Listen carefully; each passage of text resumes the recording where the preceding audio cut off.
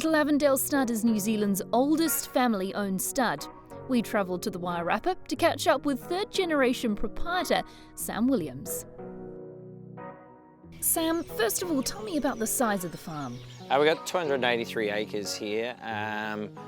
We've developed it as as time's gone on. Te Parai was where my grandparents and my father grew up. And next year will be our 80th year in the yearling business, in the thoroughbred business, which makes us the oldest commercial stud in New Zealand. And that's something Katrina and I are really proud of. Little Avondale was actually bought as a runoff property for Te Parai, and it was for cattle originally, and then obviously for the horses. Buzz was the younger brother of the two, and so we moved in here, and Katrina and I have now been in the ownership of Little Avondale for I think 12 or 13 years now, when we brought my brother and sister out and the family out. And we've just been going through the place, constantly upgrading it to the place that we love, and what we've got here today. You're speaking of upgrades, and that's sort of paramount in any farm, isn't it, to keep upgrading? What things are you hoping to do in the future, or what things are you working on at the moment? Look, at the moment, it's we're really focusing on the two stallions, Incanto and Time Test. Each year we go out of our way to try and buy a couple new brood mares, and you know, we'll keep focusing on constantly upgrading our mares. That is a constant focus. I'm a firm believer in this industry. I love it. It's everything I know, and it's all I've ever known. And you know, I started working in the stables when I was 10. And I believe that that the industry was never going to turn around until it hit rock bottom. We are at rock bottom. So if you haven't got the cattle to sell in 2.5 years, and that's what the breeding the mares this year, at the moment it's about, then you're going to be on the back foot. And so that's why we've gone large supporting the boys this year. Yeah, we've got 33 of our own mares going to Time Test, 25 to Incanto. And we're also supporting other stallions as well around Australasia, and we're shareholders in other stallions. So, but I am a big believer that they can turn this whole industry around. Speaking of your broodmare band, tell me about how many mares of your own you have here, how many horses in total on the property as well. We're breeding from 70 mares this year. We can fluctuate between 140 up to, say, 320 on the farm, but we're lucky because the number of paddocks we've got, like I said, we never go more than 6 mares and foals to a paddock, and that is for safety. And the dry mares, I think I've got 4 dry mare paddocks at the moment, and they're running in 15s, and then the colts, they're all run by themselves. The fillies are in 2s or 4s. So yeah, look, it's still spaced out, and as you can see, there's plenty of grass. So Incanto we're looking at here? Yeah, look, he's been a star since he stepped onto the property, and look, I've been his biggest fan. I've loved him right from the moment I saw him there at Shadwell, and he's got a great personality. Actually, Ted, our dog, and Magnum, that's Incanto, they've actually got very similar personalities. Very similar personalities. What is that personality? Oh, look, they're just super intelligent. Yep. Seriously.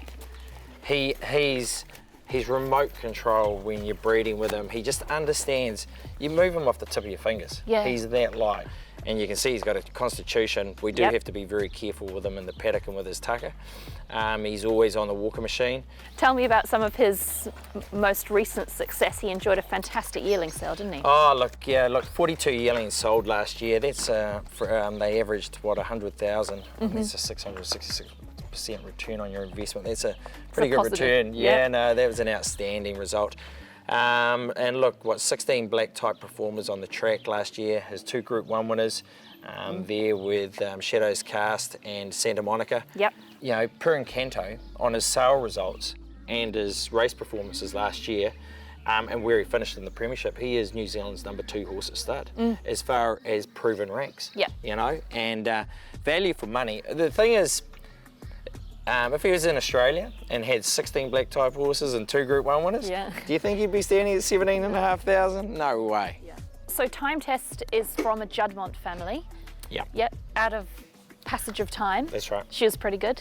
Yeah, look, she's a Dan Silly mare. She was a Group 1 winning 2-year-old. And I guess that was one of the big selling points for us. You know, we've got to remember that our biggest market is the Australians. And so you can't have enough speed in your pedigree, you know. And what about the way Time Test was received? Are you been happy with that? He's been syndicated. We've bought the Southern Hemisphere breeding rights to the horse. Okay. And he is, the syndicate is made up of the biggest and the best breeders in New Zealand. End of story. Last year he covered 115 mares. On his book at the moment, he's got 116. Yep. And I think that is just testament to the horse himself, his looks, and obviously the quality of foals that he's left. I made the comment to Katrina the other night, and I said, you know what, I don't want to curse the horse, but we might have struck it twice in a row, and per Incantos they can really walk, and so can these foals by Time Test. It's not an easy location for breeders to get to down here, but you do make it attractive having two wonderful Emily, you make it sound as if we're a mile away. You know, like crikey, up in Australia, they travel to Melbourne and Sydney. Like, you know, we are a little bit south of Taupo, and there's only 2 studs, standing stallions in the North Island now south of Taupo. Look, yes, okay, it does put some people off, but Time Test's got 116 mares coming to him, Incanto's got 138 booked to him. And I'll have to say this, that the majority of the mares are coming out of the Waikato. Are they? Yeah, they are. Yes, we've got obviously the support down here, but look, it's a great area. I mean, the Wairarapa and the east coast of the North Island is very well renowned for rearing young stock. Okay, in my father's day, there were 7 studs here. And obviously the Trentham sales moved up to Karaka. And, but look, we've got 2 international airports down here. It's easy access to fly in and out of. You've got Wellington and Palmy. You got some of the best grass in New Zealand, and we love it down here. Not just for the horses, but the people as well. Yeah. Don't have the traffic. We don't have a set of traffic lights here. How good. We talked about Per Incanto's personality. What's this guy like? Oh, look, this guy, he's obviously, you know, still going through being a lad. Yep. And he's developing into a man. He is an athlete. He does like going about his business. I guess you could say he is a bit of an Englishman. What does that mean? Just gets a little bit pompous. Yeah, look, he is a wonderful horse to work with as well. He's a shuttle stallion who obviously goes back and forth to the national stud in England, and you have some good staff arrangements and a stallion who comes too. Yeah, look, the English national stud have been very professional and being very good to work with. They obviously have a schooling program behind them, and we've got 3 students from the national stud here. Liam leading the horse. He was there a couple of seasons back, and Liam came out with Time Test last year and has come back again this year. Yep. And so it's it has worked as far as getting staff, yeah, no doubt about it. And especially getting staff earlier in the year too as well has been very beneficial. Last but not least, we've got Nadeem. Yeah, look, Nadeem, he's an interesting horse. He had already stud 5 seasons at Darley. We actually bred his mother, Candide. And when he was a yearling, we tried to buy him as a yearling. Shadwell bought the horse, and I received a phone call out of the blue from Angus Gold and asking us if we'd want to stand him. So we looked at his stats and went, yeah, go on, let's send the horse back. He comes back to his roots. Look, he's a wonderful horse. He's proven. He's a Group 1 winning son of Redoutes. He's had, 16 stakes performers, Group 1 winner. Look, they're lovely types of animals. And standing at a $5,000 service fee is just gobsmacking, you know, for the value you're getting. You know, a horse that's proven that can leave a racehorse and can leave you a sale horse. So, yeah, look, Nadeem fills and tops our boxes off. We've only got the 3 stallion boxes, and look, he'll stay here till he lives out his days now. What about a day in the life of Sam? What does that look like? Look, at the moment, we're in the breeding season, and so the day really didn't finish. You know, the foaling units were upside the house. I take it personally to, I think it's a privilege that you're sent, mares, that you're privileged to look after clients' horses. Yes, we do supply the stallions, but it is a privilege that they're being supported. So I take it on board that, you know, I need to be out there caring not just my staff. I've got a wonderful team. We've got a team of 17 on at the moment. We'll get up to about 23 during the full yearling prep. And so the foalings, I do attend every foaling. I'm right beside the foaling paddock, as I mentioned, and so it makes it sensible that I get up and go as opposed to the staff. And the same with the stallions. You know, I'm there for all the coverings. And so at the moment, the day is just focused on the breeding, and but we do have our processes where there are staff in charge of certain areas. You know, Hannah's in charge of the mare and foals, and Emma's in charge of the dry mares, and you know, Millie's in charge of your yearlings. So that you can't do everything, and you've got to have your faith in your staff. And like I said, we've got some wonderful staff, and they do a great job. And I was always taught, you know, when I worked at Cambridge Stud, it doesn't matter how good your horses are. If you don't have good staff, you don't have good horses. What one thing would you recommend to do if you were heading down to Masterton? Oh, look, there's so much to do down in Masterton. You got the wineries. Look, there's so much down here. You got the white kiwis there at Mount Bruce Bird Reserve. You got Little Avondale. I mean, crikey, you got wings over Wairarapa. There's so much to do down here. You know, the Taurua is on our back doorstep. We love going up there and going tramp. Well, we don't go tramping. We actually go running up there. My brother and I. So, you know, the river is one paddock away. The pub's 15 minutes in a jet boat. Look, there's so much fun to have here. Yeah. There is life after south of Taupo. There you go. Perfect.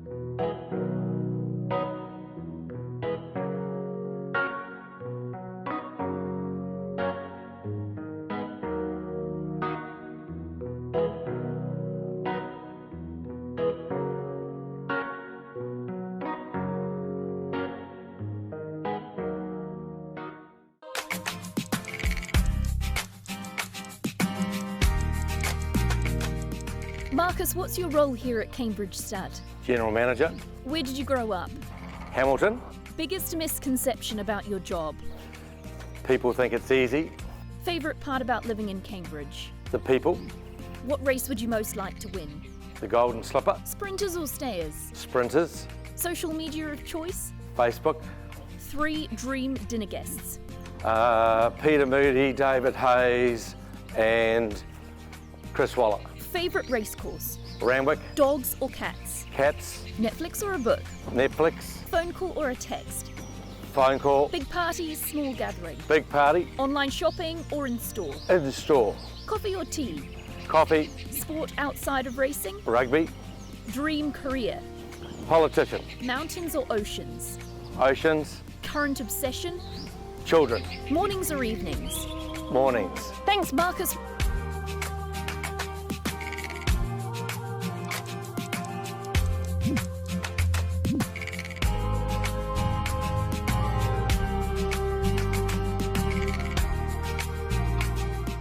The New Zealand Bloodstock ready-to-run sale of 2-year-olds took place at Karaka last week, and we were here to catch all the action.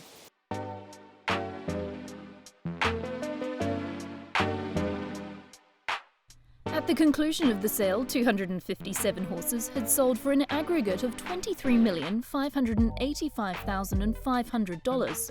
The clearance rate was up on the 2018 edition of the sale at 74%. The median price matched the previous year's $60,000, whilst the average price paid was $91,772. Danny, we're at the end of a big couple of days. Tell me, how was the sale as a whole for New Zealand Bloodstock? Yeah, we're classing it as a real win.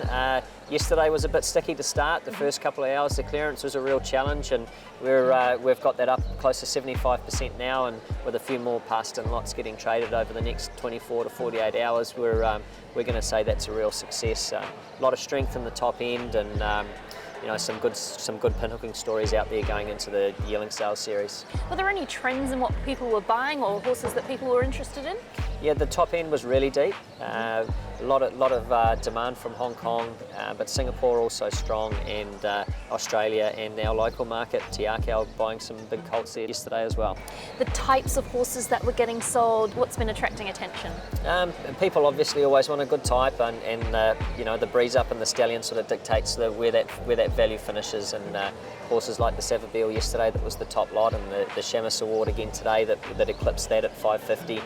They're both big, good-looking, dark-coloured horses that really breezed particularly well at the Wairarapa a month ago. The vendors really deserve a shout out, don't they, because they've had a massive couple of days. Yeah, for certain. There's two factors that have been key to the success of this sale over the years. One is the type of horse that comes here, a genuine sort of horse that goes on to being a successful graduate, and secondly is the strength of the vendors that present these horses in immaculate condition, target the right horses to bring to the sale, and just prepare them for their racing careers in great order. Sam and Hannah Beetson's Riversley Park was the leading vendor of the sale for a third consecutive year, with 31 of 32 lots sold for an aggregate of over 6.2 million. Sam, first of all, a massive congratulations on the sale. Expected or a little bit taken you by surprise? Probably taken us by surprise a little bit. We were quietly confident coming in that we had a great line of horses and they would sell well, but they've exceeded our expectations. You know, they've made overs from what we expected coming into the sale, so we're delighted. Has there been a highlight for you, perhaps not the top lot, but maybe one that's special to you? A Sacred Falls colt I bought off Gavel House, very cheap. He made 260,000, so I was over the moon about that. And even one Ben Foot bought in the festival sale, he's remarkable for 20. He turned that into 130,000, so yeah, it's fantastic. It must be so satisfying to do this on the big stage. This is what it's all about, and you've really kicked the goals. Yeah, well, there's a lot of pressure involved, and anything can go wrong to the lead up to get them all here in one piece, happy and sound, and have the right sort of horses for the buyers. Yeah, it's very risky, but it seemed to pay off this year. You must have a great team around you to be able to produce these horses to such a high level. Yeah, definitely. Like from the start, from when we break them in, to breezing them up, from the ground staff to the riders at home to the jockeys who breeze them up to the leaders here. Yeah, it's a big team effort. Well done. Cheers, thank you. The leading purchaser of the sale was Cambridge-based Bloodstock agent Gary Carville, who purchased 8 lots under his Kiwi banner for a total spend of $1,440,000. Yeah, it's it's always a sale that we probably buy quite a few horses for, the Asian client base. They like coming here every year, and we sort of haven't got many on the list, to be honest, but what we did have on the list we pretty much got, except I would have loved to have that Savabeel horse David Ellis bought, but obviously it was a bit much. The top lot of the sale was the Shamus Award colt out of the stakes-placed Doomsday Mare Exchanges, prepared by Adrian Stanley and Hannah Ketley at Woburn Farm. The eye-catching youngster was knocked down to Bloodstock agent Andrew Williams for $550,000. Andrew Williams, congratulations on securing the top lot. Tell me a little bit about the horse and why it appealed to you. Gee, he's just an outstanding physical, real athlete. The whole team worked the sale from the breeze ups right through to physical inspections, obviously the vetting and scoping, but he was everyone's pick from day dot, from the breeze ups, and when you saw him in the flesh, he was just an absolute athlete. Big, strong horse, so well balanced in himself, and just an absolute professional. So I think we're lucky to get him. Obviously he's at the higher end of the market, but those horses, wherever they are in the world, that's what they cost. Did the sale go as you expected, pay a little bit more or perhaps a little bit less than you thought? Well, see, this market here, these top lots are in that 4 and 5 bracket, so it's probably 10% more of what the top lot was yesterday. So, and we thought he was just a physical, probably a little bit 10% better, you know what I mean? So, but in all, that's, he's in that bracket and that's what he thought he was going to be. What about his plans now? Where does he go from here? So he'll get on the bus next couple of, it might be next week to Euroa, Lindsay Park Racing in Euroa. He'll let down for a few weeks there and then go back into their system. One of the best facilities in the world, definitely in the Southern Hemisphere. So he'll go onto those rolling hills and have a big break there and then start galloping up that Euroa hill and really get into life. So, but he's just an absolute professional. He'll slot in no problem. Must be a bit of a buzz securing the top lot. Buzz and a bit of pressure, especially when you're dealing via the phone. But it's just a pleasure to be able to be associated with horses like this and be given the opportunity, you know. So it's exciting dealing with the quality team like Lindsay Park Racing and Mr. Hayes and the full team. So you know, this horse is no exception to the rule with the quality stock they buy. Congratulations on having the top lot. That's incredible success. Expected or a little bit of a surprise? Oh, he has been pretty busy. Been very well expected. Not so much 550, fought around 350, 400 mark. He's been flat out. He's been out of his box all day, so very wrapped. An Australian bred horse, Seamus Award. How has his preparation been? His preparation has been faultless. He's a lovely type, correct, lovely hindquarter and front end, and he just balances. He's just true professional. His breeze up was exceptional, and everybody was taken back by that, and you can see in the sale price. Tell me about what this means for Woburn in general, because it's a pretty big day. Yeah, it is a big day. Yeah, we've had a lovely draft, been supported by some great clients, and we appreciate that highly. We've got a great team at the farm, and these horses are prepped up the best of our ability, and we've had some great feedback, which is always good for the future, and we look forward to cracker yearling sales. Well done. Thank you. Waikato Stud Savabeel was the leading sire by aggregate at the conclusion of the sale, with 8 lots sold for an aggregate of $1,920,000. Little Avondale Stud's Incanto was hot on his heels, with 12 lots sold for a combined total of $1,567,500. Mark Chittick, thanks for joining us. Another incredibly successful sale for Savabeel. We're here too often. It's just been great, hasn't it? Yeah, well, he's a fantastic stallion, and at the end of the day, you know, a horse that keeps winning these sire championships and keeps leaving multiple stakes winners all over the world, sort of thing. All that success continues on. He's a sensational sire, as we've always said before. Fillies, colts, 2-year-olds through to whatever age, and sprinters, you know, through to horses that run over distance. So I suppose if you're in the game and you want to increase your chances of a good horse, I suppose you start at the top of the list, and he's at the top of the list. And I guess it's great for people coming to the Karaka yearling sales, because no doubt you'll have a whole draft of Savabeels. Yeah, absolutely. You know, that's where the bulk, I suppose, are presented for yearling sales, and this year again, all of our yearlings are coming to Karaka, and with obviously standing him and being in the ownership of him, we'll have the bulk of them. And we've got a lovely draft. We've got some really nice colts and fillies right across the board. So yeah, exciting times ahead, and it's nice to know that you can come to a sale with predominantly, you know, the main percentage of your draft by him.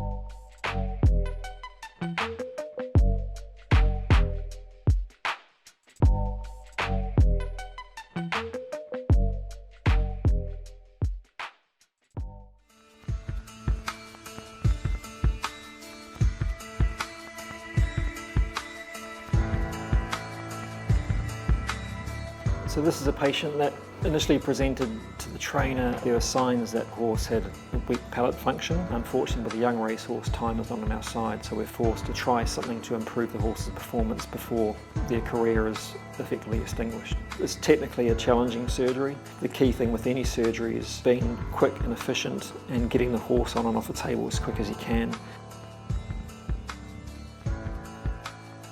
So what we're doing is artificially changing the position of the larynx. So we're moving the larynx from its normal position, moving it slightly up and slightly forward. And where it sort of sits in the palate, the epiglottis sort of rests on the soft palate. And when the palate fails, the epiglottis sort of falls underneath the palate and the palate billows around. By moving the larynx forward and up, it's in a more solid position on top of the palate, and there's a less chance of this palate becoming displaced. And once it becomes displaced, it loses its suction in the mouth, and air billows around it, and that creates turbulence. Turbulence within the airway limits oxygen exchange. It obstructs the windpipe and limits oxygen getting down to the lungs, so the performance of the horse drops off dramatically. Obviously, because the surgery is near the head is covered, I can't gauge its depth. I can't look at its eye and see things like that, so it's sort of blind in that respect. So that makes that more difficult. Surgeries on that area are often a little bit more painful as well, so I'm always aware of that. So you can't put the arterial line in on an artery that I normally do, so I have to use a different artery on its leg, so there's just a few little differences in that.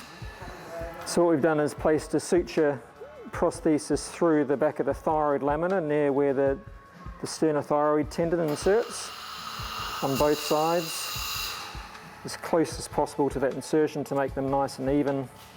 And so there are our levers to pull the larynx forward and rostrally. We're using two very strong artificial prostheses.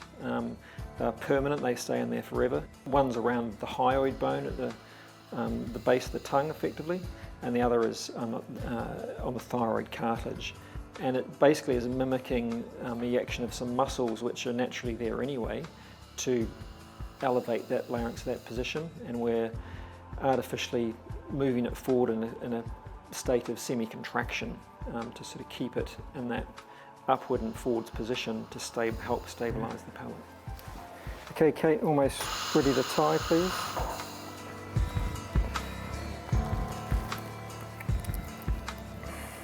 The results that we get in New Zealand are similar to the UK. We're sort of around the 70% success rate. Now, success is measured as the horse going back to perform at or better than its previous performance. The complication rates for this surgery seem to be quite low, but they are recognised. Like any sort of surgery, things can go wrong. The sutures could break, the prosthesis could fail. Very rarely the hyoid bone fractures. Overall, it seems to be a pretty successful surgery. It's one of those things that when you're doing a few of them, you feel they go better. And we did one not that long ago, so it's nice to sort of do one within a few weeks of another case. And what I feel at the time of the surgery is I should be able to advance the position of the thyroid cartilage about 6 centimetres underneath the hyoid bone, and I sort of measure that visually and palpably, and that sort of looked really good. So the horse will go back and have initial period of rehab. It's important for these horses because we've moved the position of their larynx that we try and stabilise their position of feeding and drinking, and so we advise them to be fed and their water is from the manger at chest height, so we're not stretching the prostheses and putting too much strain on them the first 2 weeks. So the first couple of weeks they're just in a box and walked in hand, fed from chest height where possible. And then once the staples are removed, they can start more hand walking or go into a small yard. And after 3 to 4 weeks, normally 4 weeks, they can resume some ridden work and light training. So that'll be where we'd maybe re-scope the horse to see everything settle down, just verify that it looks good, and then the proof in the pudding will be putting the horse back into work and hopefully having a horse that breathes more efficiently and with no noise.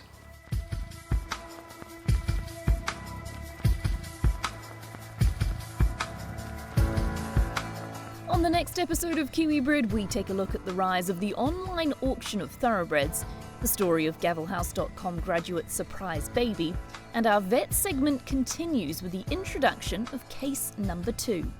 Don't forget, we're airing a day earlier than usual, so that's Monday, December the 2nd at 8:30 p.m.